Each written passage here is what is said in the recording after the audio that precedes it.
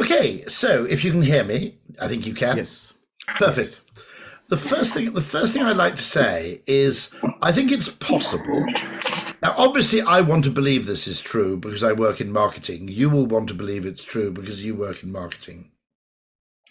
I think it's possible that marketing is actually, and I don't just mean by marketing the marketing that is actually practiced by marketers. I think it's possibly true that psychological factors, context, perception, strange muddy areas of human psychology play a much, much bigger role in human behavior.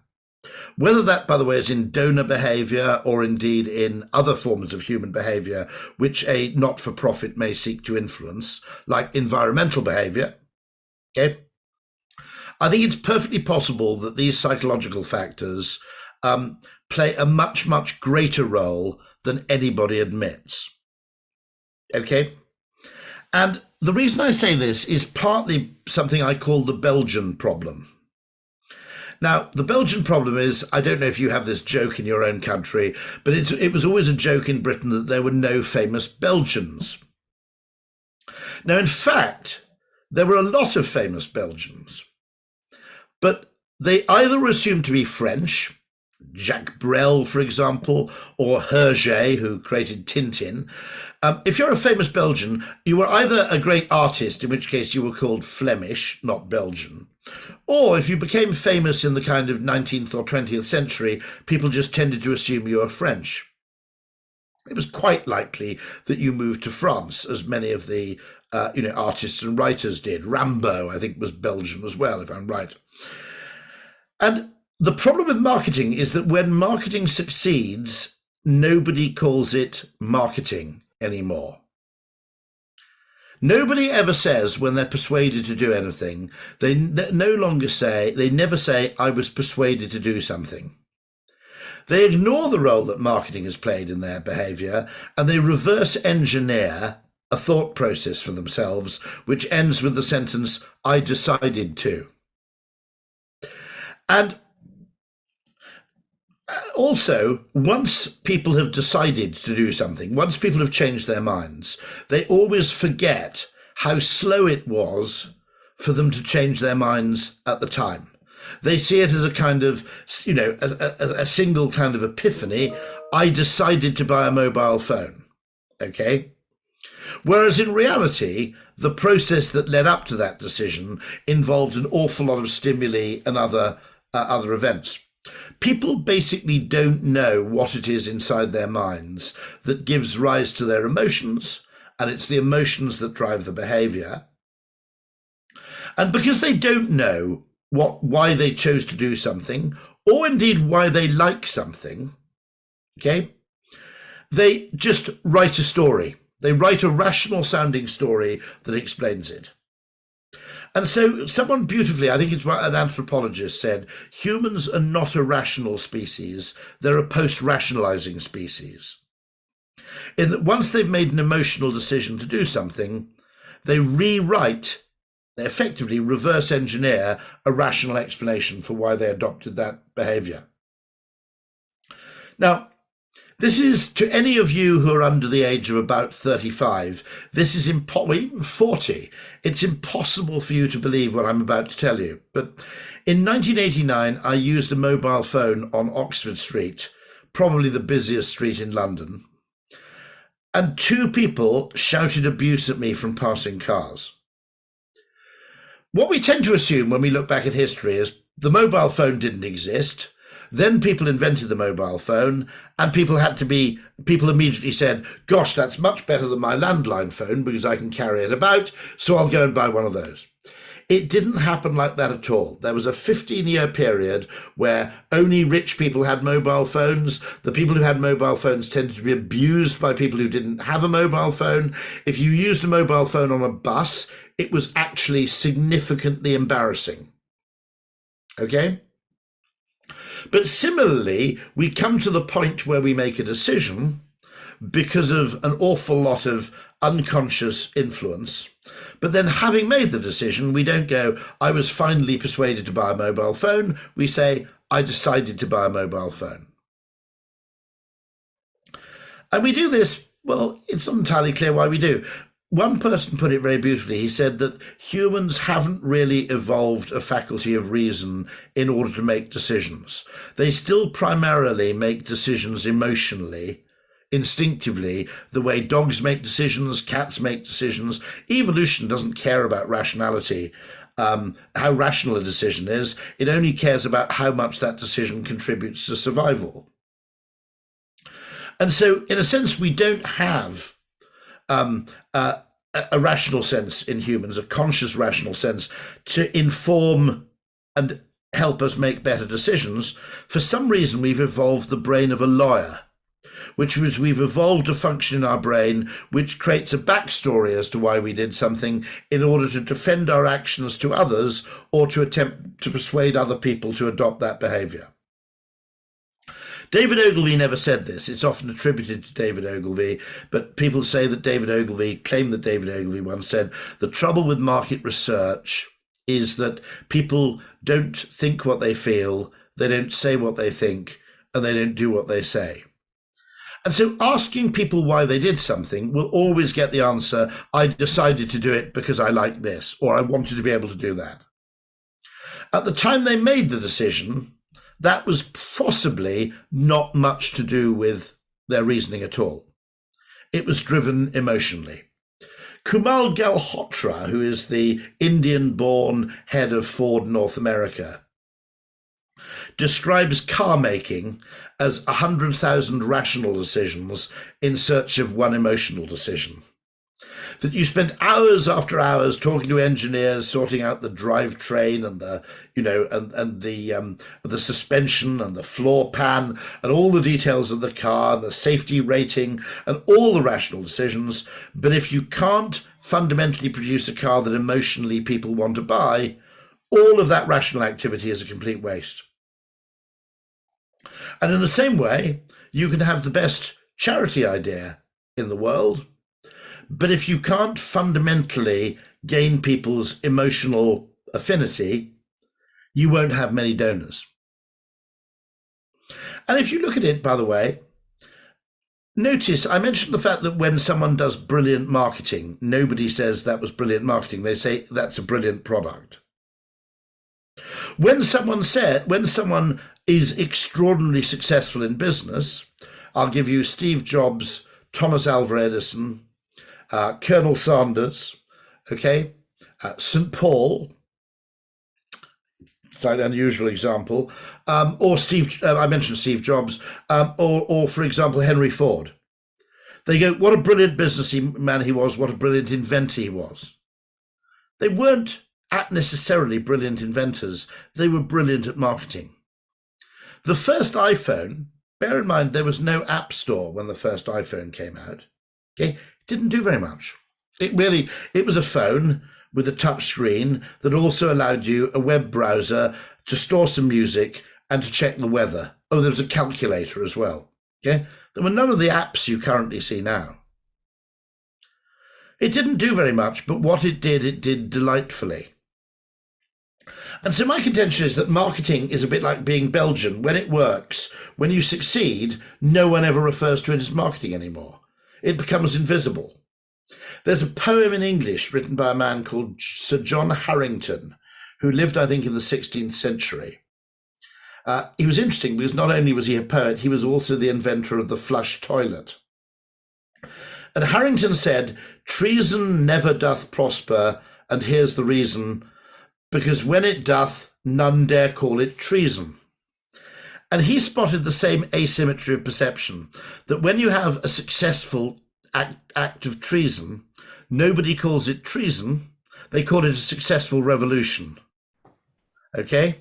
If treason fails, of course, it's called treason. The people who took part in the failed revolution are all arrested for treason, and they're put into prison, or in the 16th century, they're hanged. But when treason succeeds, you become the new government, you start defining what things are called, and no one dares to call it treason. And so Kit Harington, inventor of the flush toilet, poet, and also the direct ancestor of Kit Harington, who plays Jon Snow in Game of Thrones, just a little bit of trivia for you, Okay, he spotted this same asymmetry of perception. And I think there's a problem with marketing because whenever it succeeds, we attribute the success of successful marketing to everything except marketing. And I think that's a terrible problem because I think it's perfectly possible that marketing actually determines the success of much, much more than we actually think. That what's necessary in order to get people to give money, what's necessary in order for people to change their behaviour, is much more driven by marketing expertise. Most people, apart from marketers, don't have any interest in suggesting that marketing was the reason for their success. A product designer wants to believe that they designed a superior product, and a manufacturing or logistics person wants to believe that your product is profitable because of the low cost of manufacture enabled by people in logistics and manufacturing. The shareholders want to believe that, you have a kind of lasting inherent product advantage. They don't want to believe that the reason for your profit is something as apparently fluffy and, difficult to quantify as marketing. But quite often the thing we care about isn't the thing we talk about. Now, if I asked you, all of you, some of you will like tennis. And if I asked you, what is it that makes tennis so good? You will come up with lots and lots of different explanations. It's fast-paced, it's exciting to watch. It's a great televisual sport. It's fundamentally the women's game is equally good as the men's game. There are lots and lots of reasons. Now, the interesting thing is that the chat point is absolutely right there about politics, by the way. And so what we tend to do is we ascribe to ourselves and we post-rationalize the reasons why we like tennis. Now, I'm fairly willing to bet that not 1 in 500 people, if asked to explain what made tennis so good, would actually say the scoring system. But when you think about it a bit more deeply, it's the scoring system for tennis that's the real work of genius. Because an uneven game doesn't last as long as a game where the players are evenly matched. So you never have the experience that watching tennis is a waste of time. Now, imagine if the rules of tennis had been different in only one way, which is it was scored exactly like basketball. In those conditions, most of a tennis match would be unwatchable. Okay, you'd have something like Nadal leads so-and-so 107 points to 43, or whatever it might be, or 57 points to 24. And you go, this is a total waste of time watching this because the game's already over. What's the point? And yet, nobody notices this. Nobody notices the fact that the clever thing about the rules of tennis is that the losing player is still always in with a chance, because he still has a route to get back to win. And what I'm saying is that the success of a lot of things, including the iPhone, I would argue, are down to marketing. My wife is a vicar in the Church of England. And if ever she gives me a hard time about working in marketing, I always say, look, nobody would have heard of Jesus if it wasn't for St. Paul.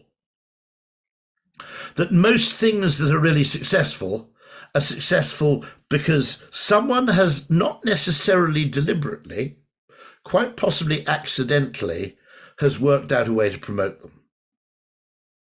Okay? And I think that's really, really important. I think there are brilliant ideas which fail to sell, not because the technology's not there, not because the pricing's not right, but because nobody's worked out fundamentally how to present them to us in a way or in a context or a location or a mood or a story that makes them sufficiently attractive. Now, let me give you one example of this. For example, solar power. It drives me practically insane that most solar power that's bought by domestic customers involves going to a solar panel provider and paying, let's say, 25,000 euros to have the roof of your house covered in solar panels. Okay, some people will do that. Some people have done it. Okay, now, from a psychological point of view, it's a terrible way to sell solar power, because if there's one thing we instinctively hate doing as human beings, it's taking one big upfront risk, writing a cheque for £25,000 to affix panels to the roof of a house, which could structurally damage the house and could lead to disaster. You know, we could spend £25,000 only to find that our electricity provider will not credit us for the surplus energy we're feeding into the grid, for example. Okay. Now, in the same way, if you could buy solar panels one at a time, so you could commit 2,000 euros and you could buy one solar panel and you could see it working, and when you were happy, you could commit a second one. Okay? People will be much, much more comfortable actually prepping their homes and actually upgrading their homes to solar. But we're selling it in the wrong way. It's a brilliant idea, but it's sold in completely the wrong way. Some of you may have discovered recently the air fryer. If anybody's got an air fryer, people who have an air fryer tend to become absolute fanatics for the air fryer. And I always said to Philips, in a way, you've sold that the wrong way. Because you're absolutely right, by the way, it is Robert Cialdini.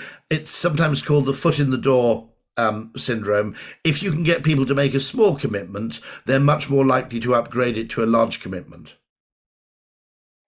There was a famous experiment where they asked people to install a sign on their lawn saying, "Drive carefully, we love our children." And almost everybody said no. And they went around a different group of houses and they said, "Would you display a small card in your window just next to your front door saying, 'Drive carefully, we love our children'?" Or just a very small sign on the lawn. And people said yes. Many people said yes. When they went to those people and then said, "Would you be willing to install a very large sign on the lawn?" An extraordinarily large percentage, far larger than the percentage of people who'd never had a sign before, were perfectly willing to upgrade to the larger sign. And so you're absolutely right. Nobody who's selling solar panels to households has read Robert Cialdini. Because if they did, they'd know that if you can get people to install one solar panel, they'll decide they like it and they'll look for a reason to install a second one. Going from 0 to 12 panels or 20 panels all in one go is just something we psychologically absolutely hate to do. And so I think that's just really, really important, because in many cases, the air fryer, I always said to Philips, the trouble is you've called it a fryer, which it isn't, okay? Now, the point about the air fryer is precisely that it doesn't use any fat, or an absolutely minuscule amount of fat, which you put in just to actually add to the flavor of fried food, to fool your brain into believing it's been fried. I totally recommend Robert Cialdini's book as well. By the way, I think his book Influence is absolutely superb.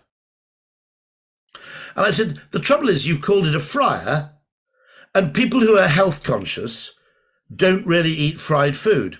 But worse still, when I go into a store, the air fryer is put in the same section as the deep fat fryers, where nobody who's looking to improve their health is going to be looking at deep fat fryers. You've just reached people with the wrong phraseology and you've put it in the wrong place. And so I think it's perfectly possible that once you factor in the Belgian problem, far more of what people do is actually driven by influence, to use Cialdini's phrase, than anybody likes to believe. And as a result, when they describe the reasons for their decisions, they certainly don't talk about the subconscious influences, because they weren't even consciously aware of them. And they then tend to downplay the effect that marketing factors had on their behavior. Very few people will say, "I bought an electric car because 2 of my friends had one." They'll come up with some other reason, which may be about the environment or maybe about cost saving. But actually, the single biggest determinant of whether people will buy an electric car is indeed whether they know other people who already own electric cars.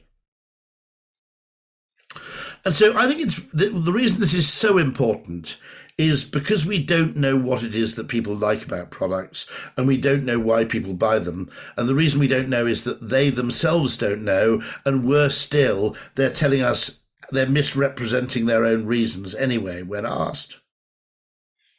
What this means is there's often a huge misdirection of effort. Now, last time I presented, I showed you those case studies, which Madeline may well be showing you anyway, where 5 things, none of which would ever have been cited by a consumer as a reason to give money, were hugely decisive, increasing the average donation rate to a door drop for Christian Aid in the UK. We put the flap of the envelope on the narrow side, not the long side. We thought this made it feel more like an envelope that people would put money in. We increased the weight of the paper stock. We mentioned the fact that the envelope was delivered by hand. In other words, that's the kind of reciprocation bias. If you've been reading your Robert Cialdini, you're going, well, they've gone to the effort of delivering this to my door, so I at least owe them the favour of putting a few pounds in the envelope. Okay? The things we did fundamentally were never going to be cited by people as a reason why they gave money. They would have said, no, there's been an earthquake in Haiti and I desperately wanted to help out the children. And yet for, probably 20-25% of the people, it was actually the reason they gave rather than not giving was simply because of some unconscious factor, the quality of the paper being higher. Now, what always happens in charity fundraising is that the first pressure will be to make the pack as cheap as you possibly can.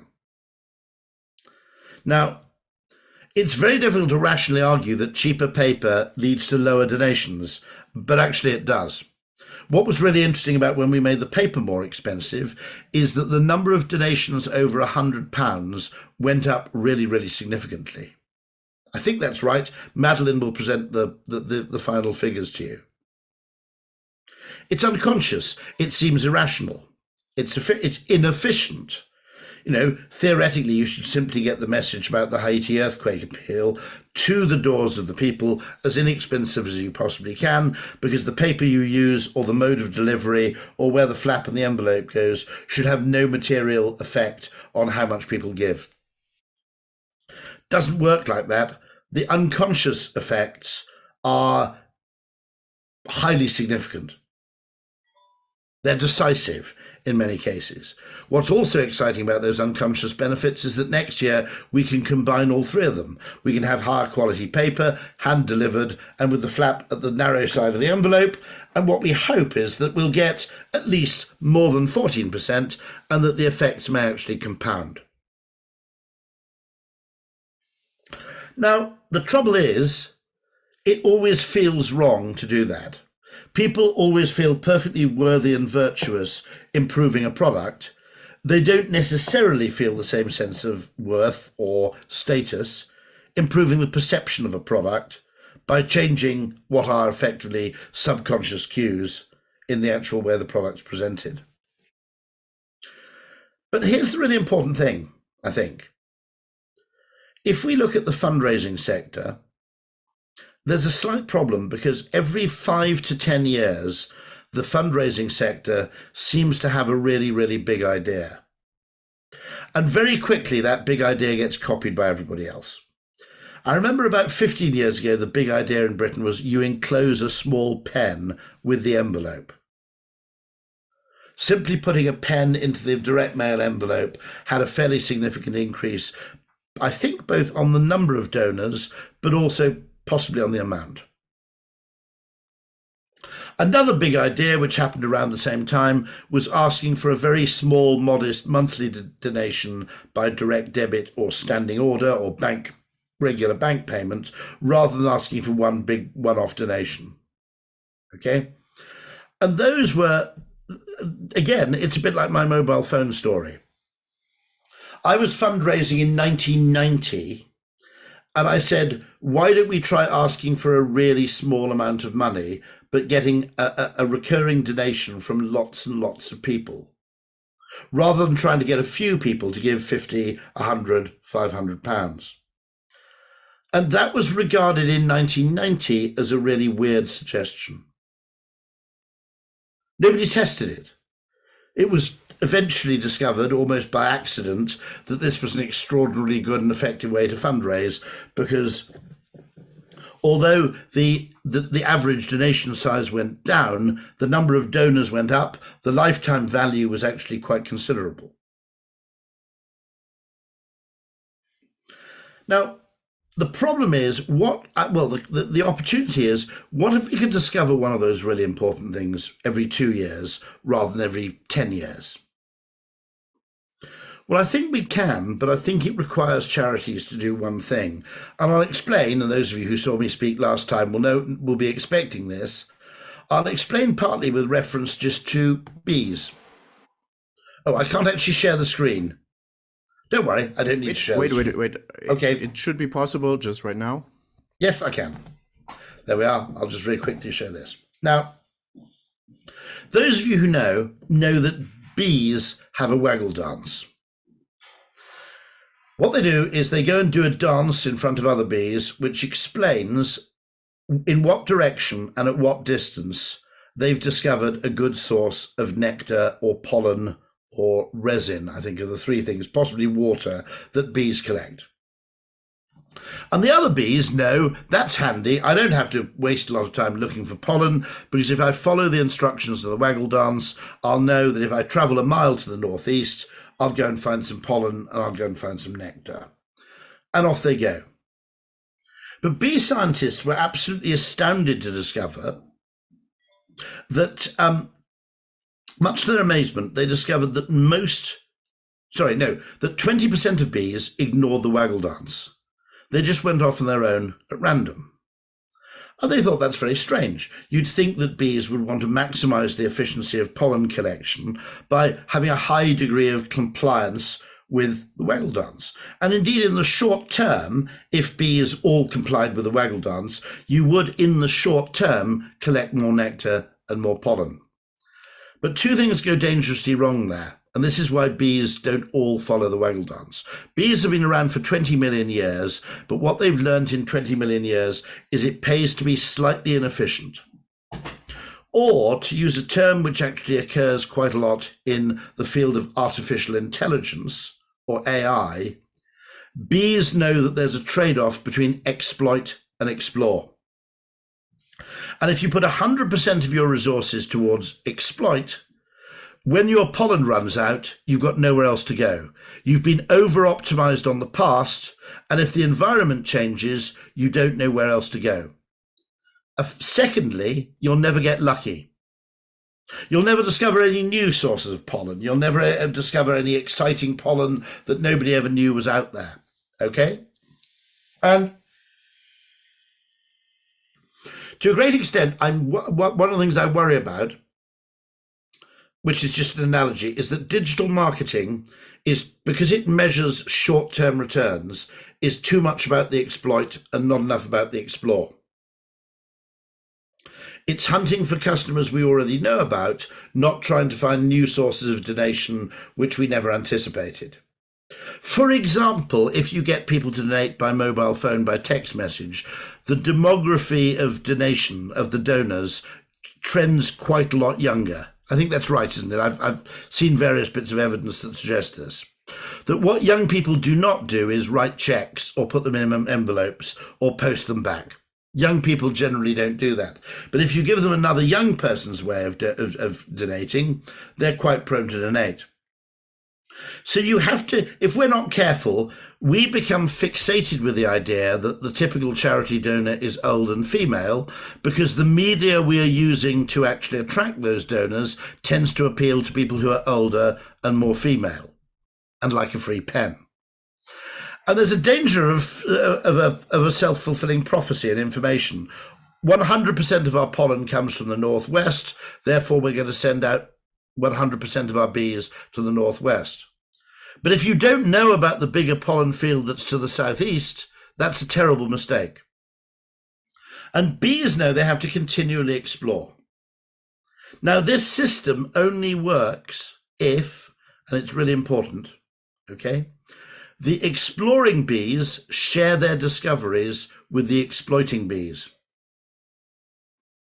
In other words, if they keep their new supply of pollen to themselves, what the explorer bees are doing isn't very valuable. If they do a waggle dance of their own, on the other hand, what they're doing is hugely valuable. The second thing that needs to happen is that the waggle dance obeying bees have to listen to new sources of information. They have to be prepared to listen to new discoveries. And so over time, in a complex system, the reason you have those random explorer bees is to prevent you from getting trapped in a local maximum. Preaching to the choir, always selling to your existing customers, always looking for pollen where there was pollen to be found before, over-optimizing yourself on the past. Okay, remember, all big data comes from the same place. It comes from the past. So the exploring bees have to be prepared to share their information and their discoveries with the obedient bees, and the obedient bees have to be prepared to listen. Now, there is a short-term cost to exploration. If you only measure short-term income, anything you do which involves testing will probably, unless you're lucky, look less efficient than everything you do that exploits tests that you've already performed. Okay, so explore always looks like an inefficiency to people who think you should be doing 100% exploit. The problem with 100% exploit is that sooner or later you starve to death. You get trapped in a local maximum, your known sources of pollen dry up, you've spent, a long period of time without trying to find out where else there are flowers coming into bloom, which have pollen available for collection, and as a result, by being over-optimized on what you used to be, not on what you could be, you effectively hit bankruptcy. And that's really, really important, because I think in the charity market, is anybody going to experiment to the extent of 20, 30, 40% of their budget? Well, maybe. But there's another way you could do it, which is if you established a charitable fundraising consortium, and with non-directly competitive entities, you're allowed to share information about what worked. What worked in converting people to donations? What worked in getting customer loyalty? What worked in getting customer retention? Now, I think the time has come for charities. After all, they're not absolutely competitive one with another. An environmental charity, yes, in theory, is in competition with an animal welfare charity. But both of them ultimately want both to succeed. It's not a zero-sum game. And so I think one of the most important things we could and should and must do is create a central exploratory fund in which lots and lots of different not-for-profits pool tiny amounts of money just to perform better and more eccentric experiments.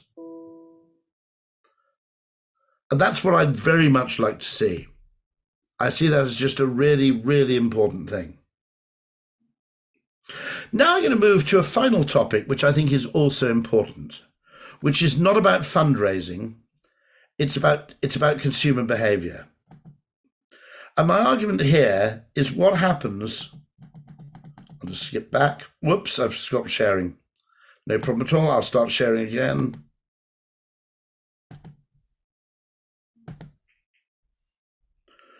What also happens when you want behavior change, not in the shape of donations, but in the shape of environmentally sustainable behavior? That, I think, gets very, very interesting. Because, well, I'll show you an example. This is probably the easiest way to describe it, okay? It would help the environment quite significantly if more people put on their washing machines, their tumble dryers, their dishwashers, okay, late at night. Because late at night, your tumble dryer, your washing machine is perhaps nuclear powered if you live in France. It might be powered entirely by sustainable electricity being delivered at that time. If you live in Denmark, for example, it might be delivered by a mixture of cleaner gas power and sustainable energy if you're doing it in the UK. If you put your washing machine on, by contrast, at 5 o'clock or 6 o'clock, it could coincide with a lot of other washing machines going on, combined with heavy industrial use of electricity, which means ultimately that you'll end up you'll end up having to start a coal-fired power station just to meet the spike in demand. But how do you persuade people to do it? Well, here's where I have an interesting idea. An economist would say you use the price mechanism. You make it much more expensive to use electricity during the day than it is at night. And that would work in a way. You could use legislation. That's what a politician would do. You make it illegal to put on your washing machine or your tumble dryer before 7:30 in the evening. Okay? Both those would work, but I think they would actually reach a significant backlash. Let me explain. Imagine if you work nights, okay? Well, the first complaint you're going to get if you make it illegal for people to put on their washing machine during the day is, what about people who work nights and leave the house empty? The first people who will come to you furious are the fire brigade, and the fire brigade will say, we don't want people who work nights going out and leaving their tumble dryers on unattended in a house just to save money, because actually, or just because the law requires it, because actually what we know is that a huge number of house fires are caused by tumble dryers catching fire in unattended homes. So this is an area where persuasion is arguably better than compulsion. And there are two reasons for this. One, you don't need everybody to adopt the new behavior, okay? It's not necessary for absolutely everybody, people who work nights. What about people whose next door neighbour lives and has a bedroom underneath their washing machine? Well, those people aren't going to be very popular if they put their washing machine on at 11:30 in the night, because at 1:30 in the morning, that machine's going to go into the spin cycle, wake up the couple who are sleeping downstairs, and basically cause you to fall out with your neighbours. Well, the great thing with persuasion is you don't have to do anything if it's particularly costly for you to do it, by and large. Okay? And so that's where it gets interesting, because here is a case where not everybody can do it. The problem with legislation and the problem with using legal mechanisms or financial incentives is that a lot of people will break the rule. When a lot of people willfully break the rule and explain why they've broken it, it doesn't allow me to take my iPhone into the shop, for example. What actually happens right then is very simple. The shopkeeper, essentially what can happen is that you can change fundamentally a kind of interesting thing where what happens, the great thing with persuasion is if you have a good reason not to be persuaded, you don't have to change your behavior. There's a second thing that's really important, which is that you don't need everybody to adopt the new behavior in order to achieve success. And this is something that really interests me about getting environmentally sustainable behavior off the ground, which is you don't need everybody to do everything at the same time, all at once, simultaneously. You just need some people to do everything all of the time. And it occurs to me that we might have a problem here, which is that nobody has translated environmental goals into individual human behaviors. So if I scroll down a little bit further, okay,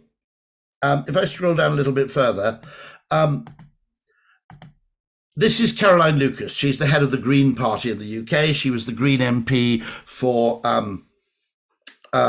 Brighton. Once a year, she flies to the United States. She gets a lot of grief about this. The simple fact is that her son lives in the United States.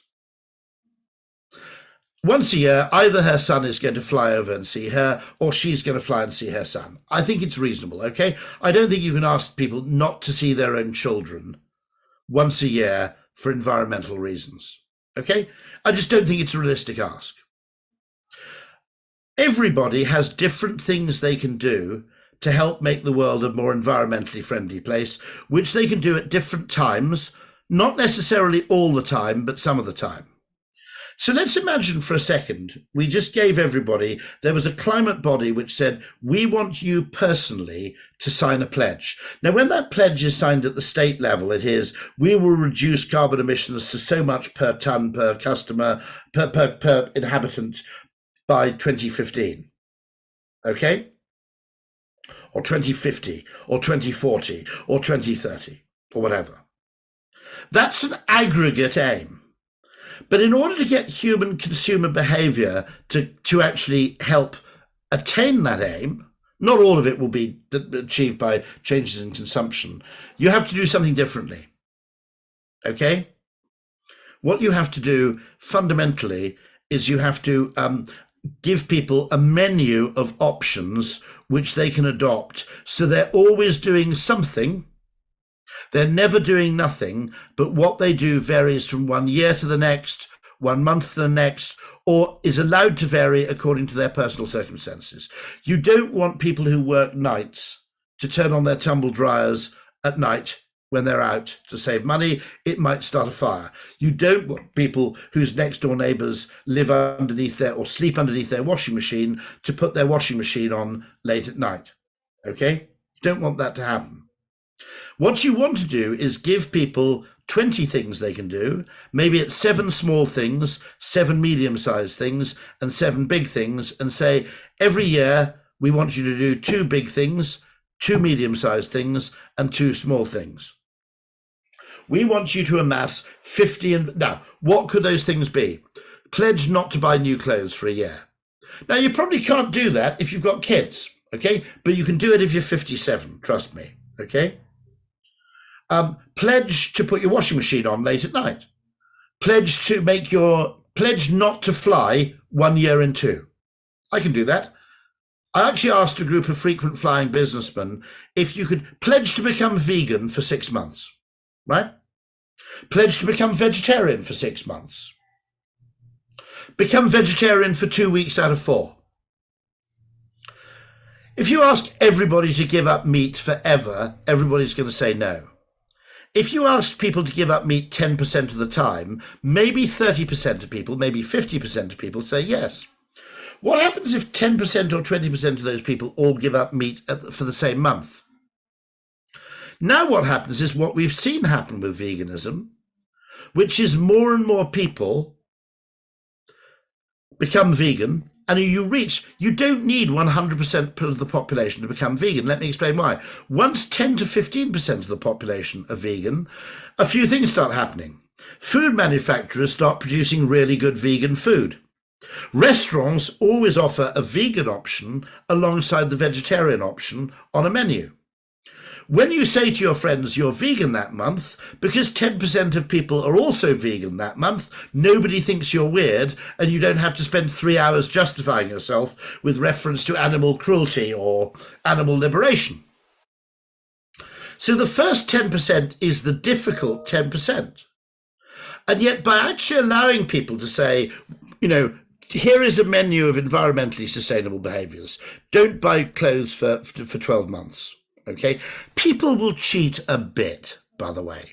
They've got a wedding to go to. They'll probably buy a new piece of clothing. You never know. Okay, they'll cheat a bit. By and large, religions knew how to design behavior change programs. They had Ramadan. They had Lent. Okay, they got people to fast, or you didn't eat meat on Friday, for example. All these things like Movember and veganuary. Okay. We've stolen the idea really from religions, which said, don't ask everybody to do everything all the time. Ask everybody to do something some of the time.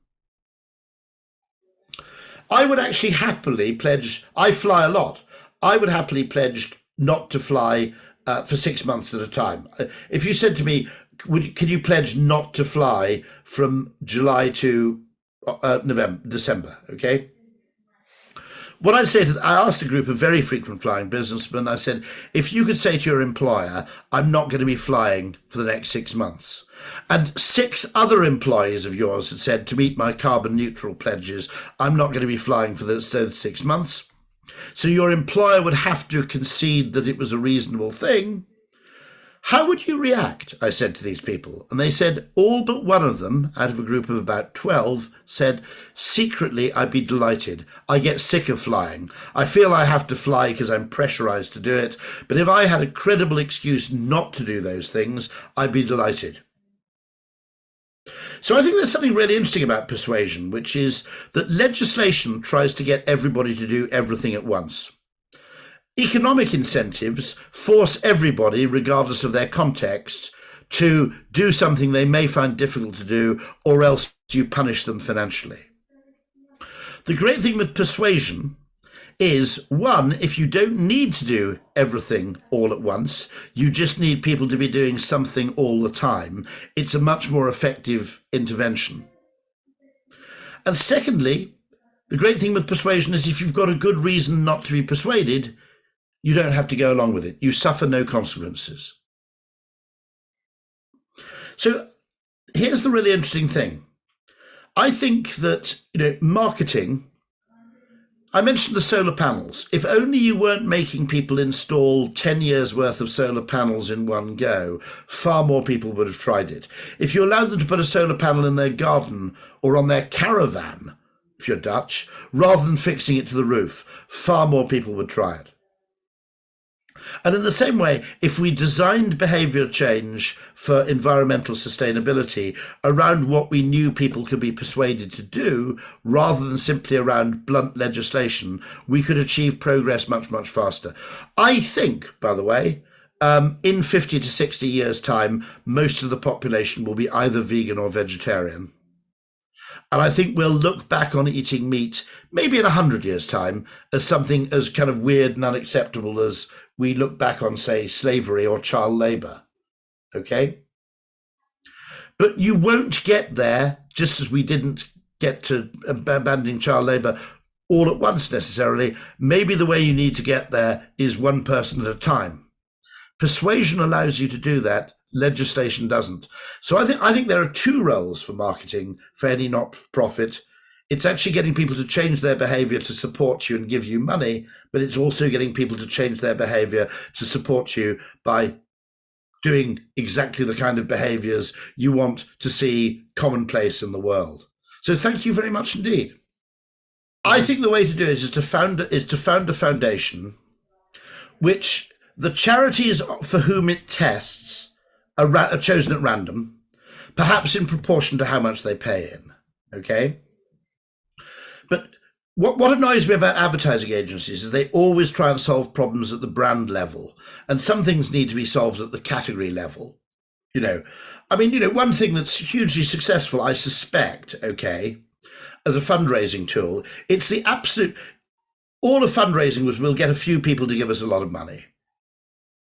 Now, what technology makes possible is we'll get a lot of people to give us a tiny amount of money. Now, I don't know what McDonald's raises. I can go and find out from that business where when you order a McDonald's on screen, you can just give an extra 20p to the charity. Okay? But my hunch is if you multiply it by by what is it, 1 billion burgers sold, you don't need very many people to do that, to raise an enormous amount of money. And so I think we need to discover, and actually, of course, if we can do it at scale, we can go and talk to a bank and say, we have 100 charities who would like you to be able to install a system where you can just give an extra £1 when you withdraw cash, or when you pay contactlessly, that gives you a penny. Okay. But the answer would be for a percentage of marketing budgets to fund a foundation that effectively funded rogue bee experiments, so that rather than having 20% of your budget going towards experimentation, it would only have to be about 5%. Just to follow up, just for the context of you, we are like a Liberal Communicators Network, so it's a network of communicators, and they are sharing like their best practices already. Yeah, exactly. So we are aiming for something like this. But in the end, even if we want to I mean, I'll be explore and honest. we look at If I'm the marketing director of a charity, I'm not going to put 10% into an experiment which might fail completely. Okay, but actually, if you're a network of charities and it costs, and so what you're the experiment that fails completely is not 10% of their entire budget; it's 0.5 because you've got 20 people all participating. Then I think your risk tolerance and your in other words your bravery is going to increase commensurately. So you could create literally, and it could be quite fun because what you could do is you could crowdsource the ideas that everybody wanted to try but has always been too frightened to try. Yeah, and then you could kind of crowdsource the best ideas from the network. You'd crowdfund the experiment.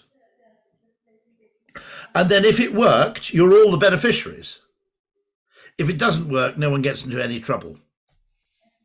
Yeah, I mean that's actually like a very nice idea for what we can do as a follow-up, like to do this experiment. I bet every single person on screen has thought, I was there working on charity fundraising in the late 80s, early 90s.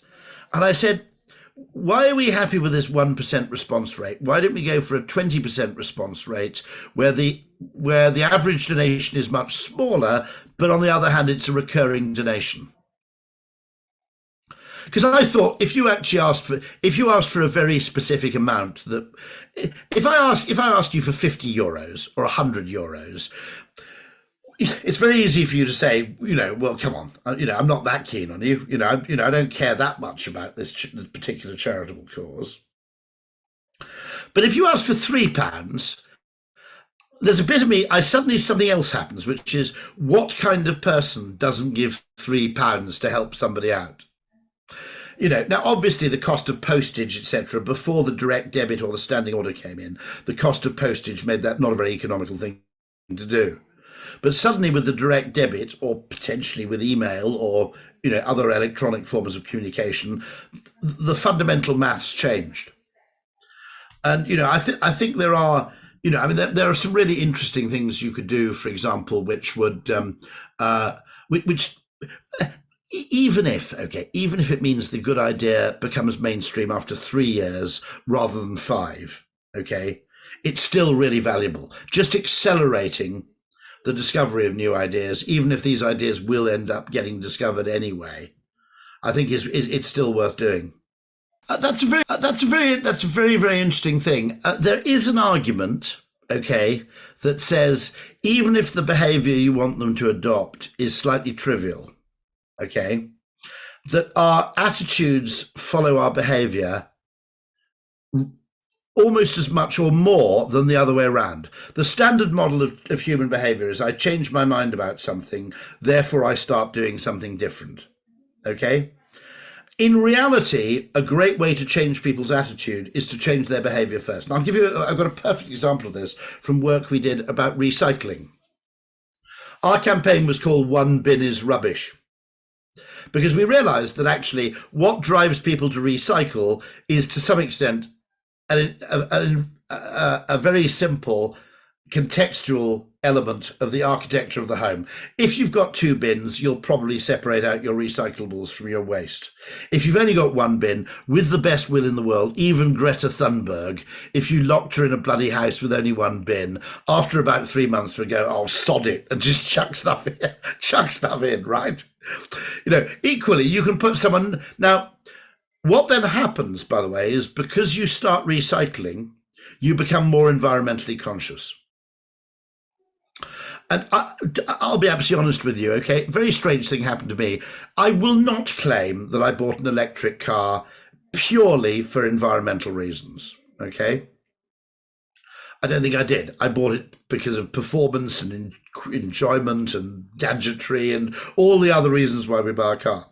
But having bought an electric car, the idea of driving a petrol car feels to me slightly disgusting.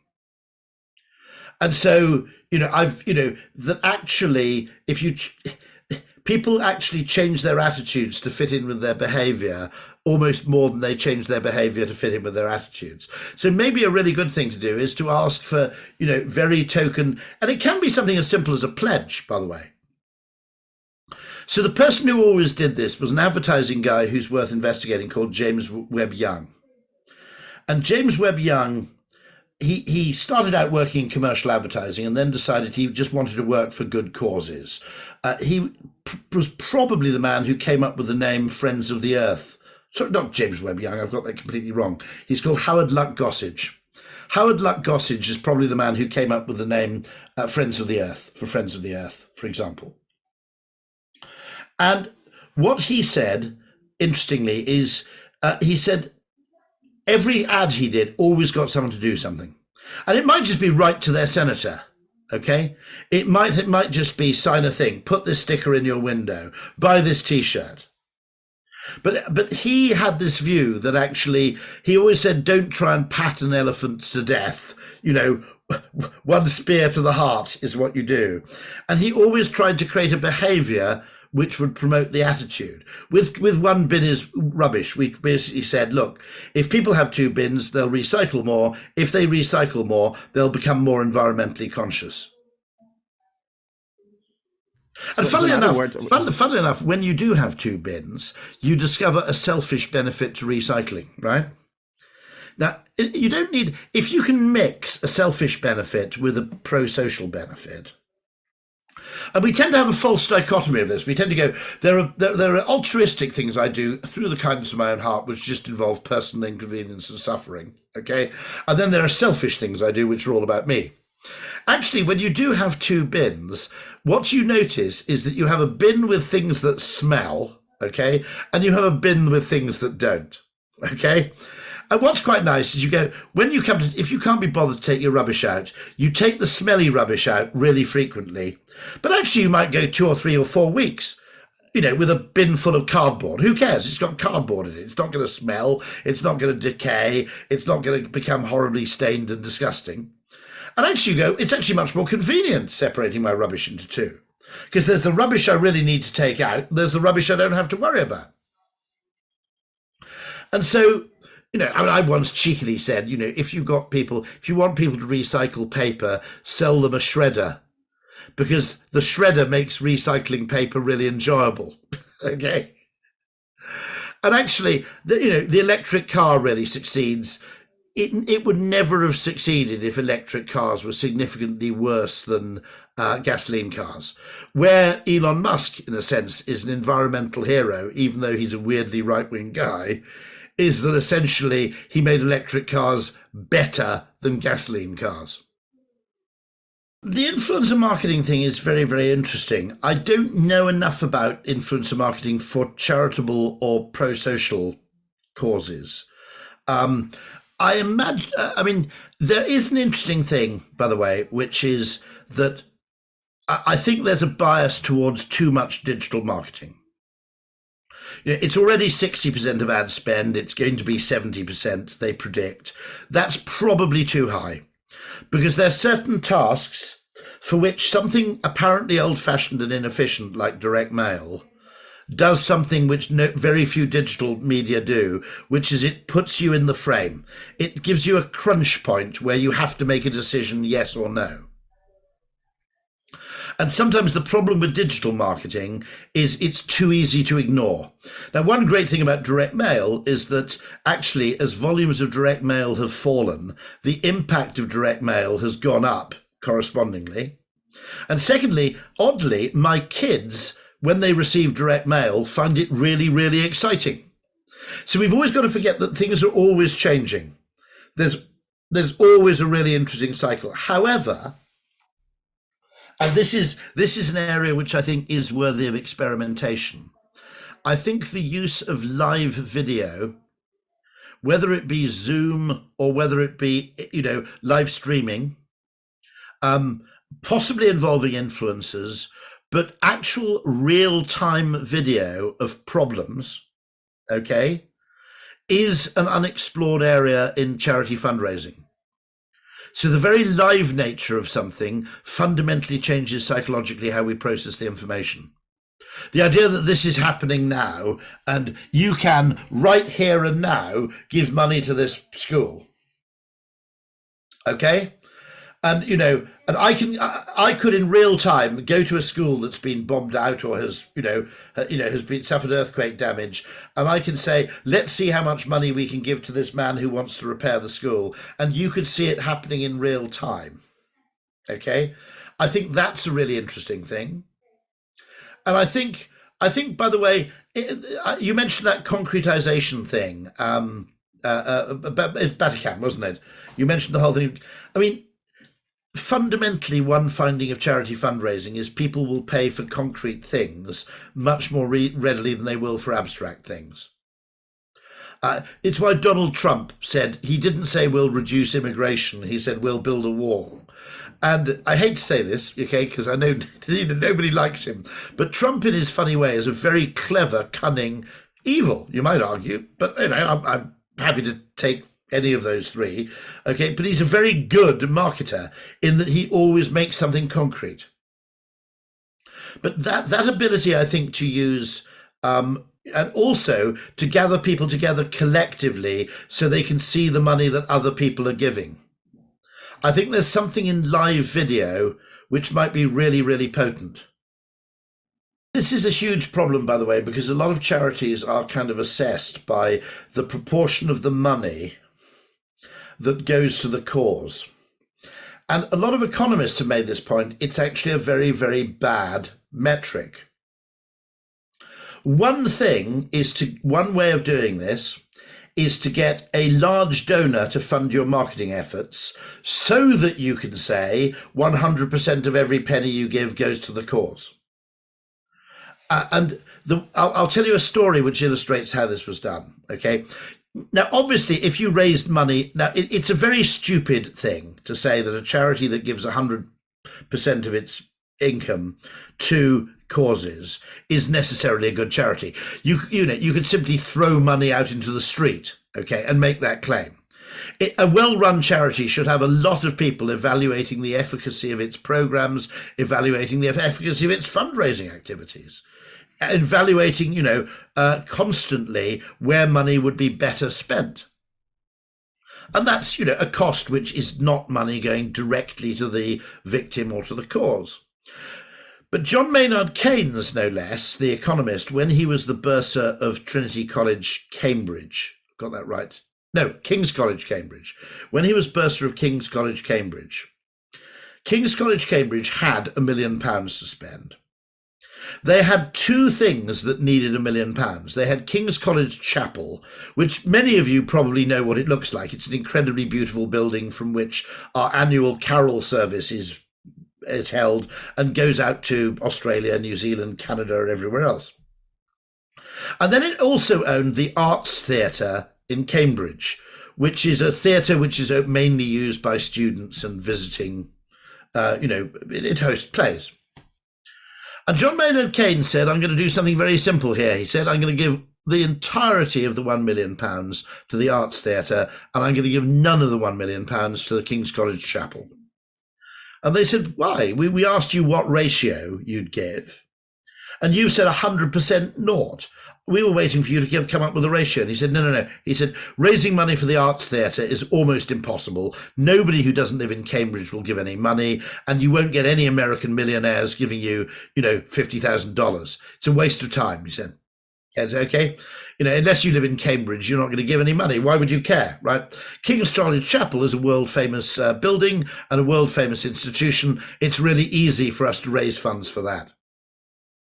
And so maybe the solution is if you find one or two donors and you explain the predicament. Now, I actually gave £1,000 to a charity recently to help them raise more money. And because I gave them £1,000, they raised £6,000, roughly speaking. And I felt great because I'd given them £1,000, but they'd used it to raise £6,000. So I felt much better. Okay. So it's probably the dream solution is to find one or two benefactors who will support your back office in order then to make the claim to everybody else that none of your money is supporting back office salaries. And what it is, it's two different stories, okay? The story to the story to the small donor is you helped save King's College Chapel. The story to the big donor is your £1,000 helped us raise £5,000 for King's College Chapel. Analyze through that lens. The alternative is you ring fence and explore budget, and you say we do not evaluate this budget in a short-term returns basis. We evaluate in the long-term value basis. In other words, if once every 3 years it discovers something that's, that makes the rest of your fundraising 10% better, okay, then it's worth doing. That's certainly the other solution. You either pool resources to explore, or else you actually, the alternative is that you effectively ring fence it and say, when we apply our normal evaluation metrics, these are not used to evaluate it just as a company wouldn't evaluate its R&D department on its monthly profitability. If you're a pharmaceutical company, you know how you evaluate your research function, by the way, is very, very long term indeed. It's one thing every 8 years.